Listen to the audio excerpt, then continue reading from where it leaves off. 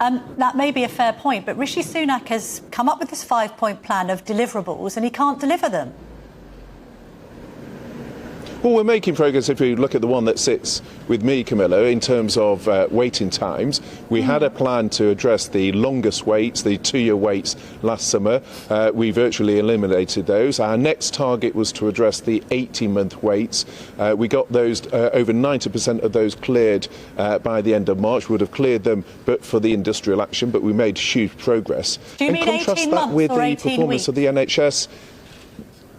18 months at the end of March. We cleared those over 90% of the 18-month waits by the end of March. 18 months and if you is too long contrast that to with wait, Labour's isn't it? performance, of course it is, but if you contrast that with the performance of the NHS in Wales, where it's run by the Labour government, there's over 70,000 people waiting more than 18 months at the end of March, and that's with a population 18 times smaller than that of England. So the Your point is colleague we have Alan a Cairns has plan, made that we're point. working through that. Yeah, but the NHS target for waiting or being treated within 18 weeks is 92%. Currently, only 58% are being treated within 18 weeks. So you're failing miserably on that target.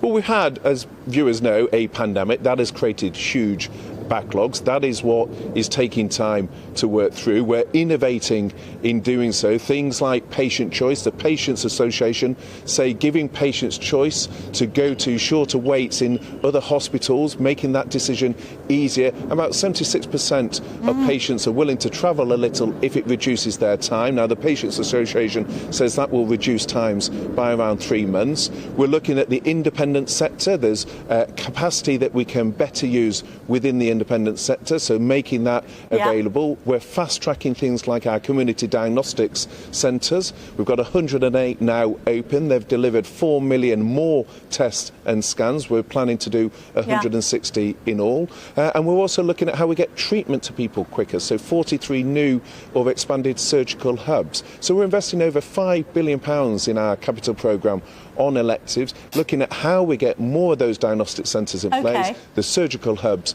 open, and that in turn is bringing the backlogs down. But it does take time. That's why we focus first on the longest waits. And if you look at the progress we're making in England compared to that of the Labour-run Wales, it just shows when Keir Starmer says he wants Wales to be the blueprint for his administration, you can look at their performance in Wales and see what that would mean for the NHS in England. And it contrasts with this week when we've announced the biggest ever expansion in the workforce training of the NHS, back with £2.4 billion. Let's a get on to truly that. historic moment that gives the sustainability for the NHS.